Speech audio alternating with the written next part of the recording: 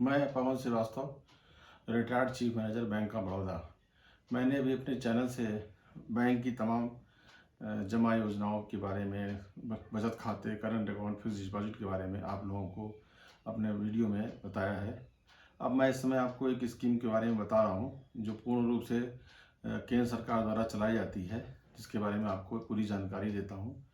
ये स्कीम है PPF accounts, public provident fund account 1986 के एक्ट के तहत बना था।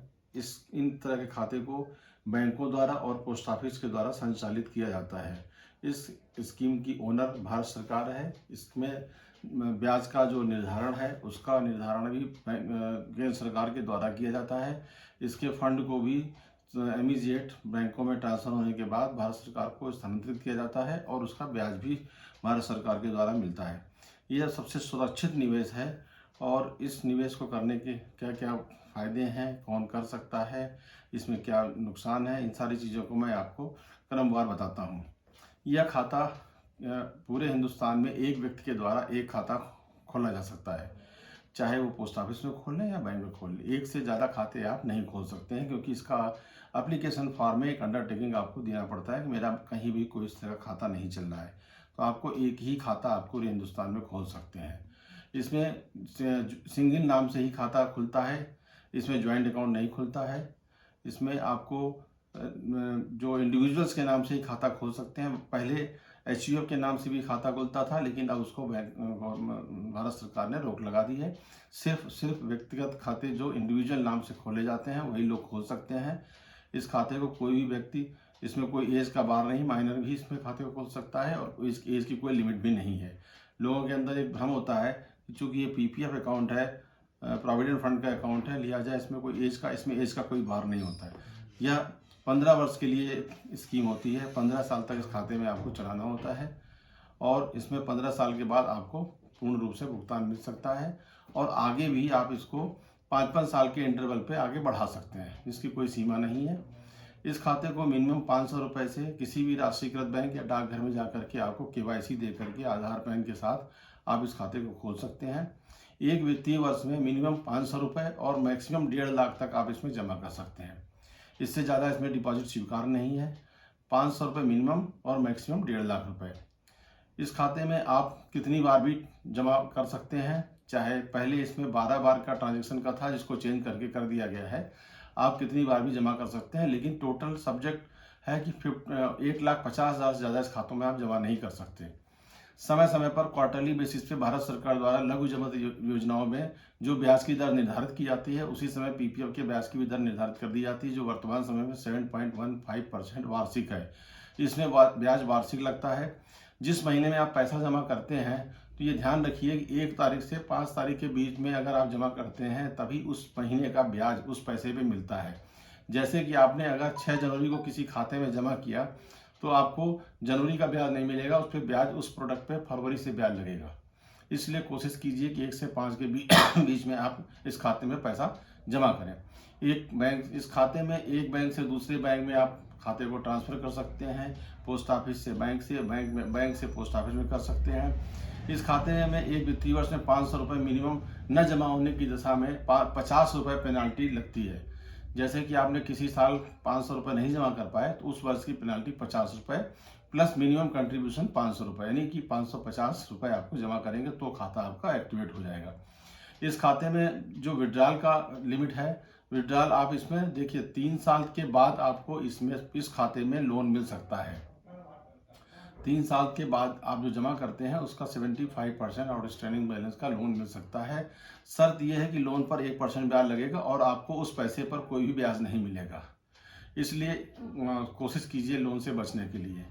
इस खाते में पहला विड्रॉल जो अलाउड होता है वो 6 फाइनेंशियल ईयर ख़त्म होने के बाद 7वें फाइनेंशियल ईयर की 1 अप्रैल के बाद आप ले सकते हैं और एक फाइनेंशियल ईयर में एक ही बार विड्रॉल होता है। विड्रॉल का अमाउंट नियत किया जाता है जिस फाइनेंशियल ईयर में आप पैसे को विड्रॉ करते हैं। जैसे कि आपका खाता अगर आपका 1 अप्रैल 2021 में ड्यू होता है पहला विड्रॉल, तो आप पीछे के 4 प्रीसीडिंग ईयर्स में चले जाइए। यानी प्रीसीडिंग ईयर का मतलब 20, 19, 18 और 17। 31 मार्च 2017 का जो बैलेंस है उसका 50% आप इस खाते से 1 अप्रैल 2021 को निकाल सकते हैं और एक वित्तीय वर्ष में एक बार ही निकाल सकते हैं। ये परमानेंट विड्रॉल होता है, इसको जमा करने की आवश्यकता नहीं होती है।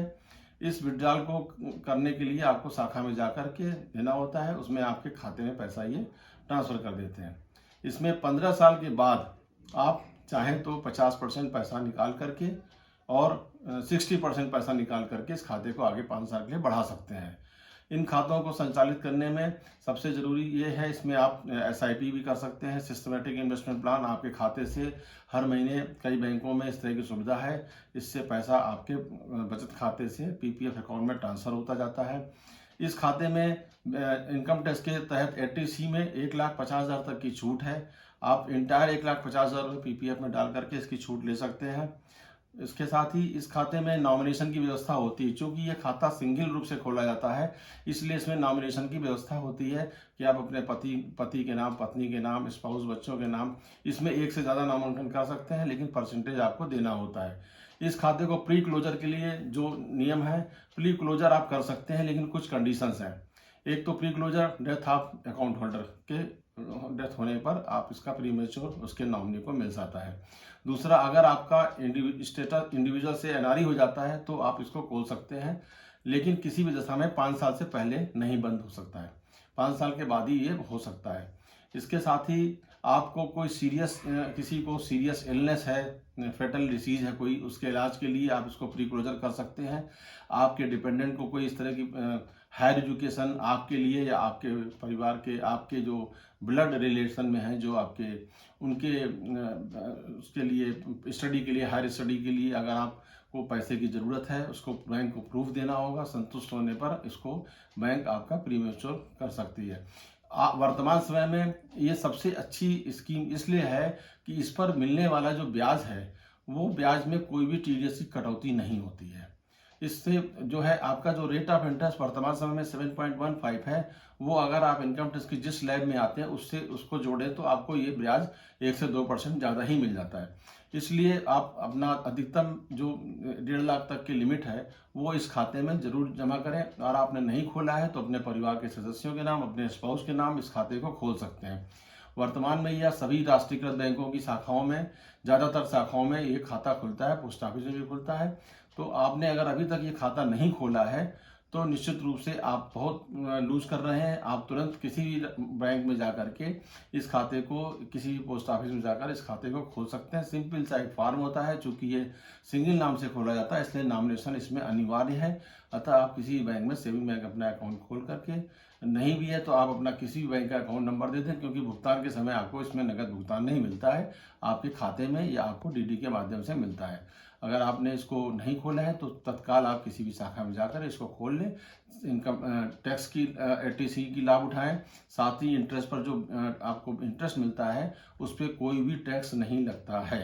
इन्हीं बातों के साथ मैं अपना ये वीडियो ख़त्म करता हूँ और आप इसको शेयर करें, लाइक करें, सब्सक्राइब करें। Thank you.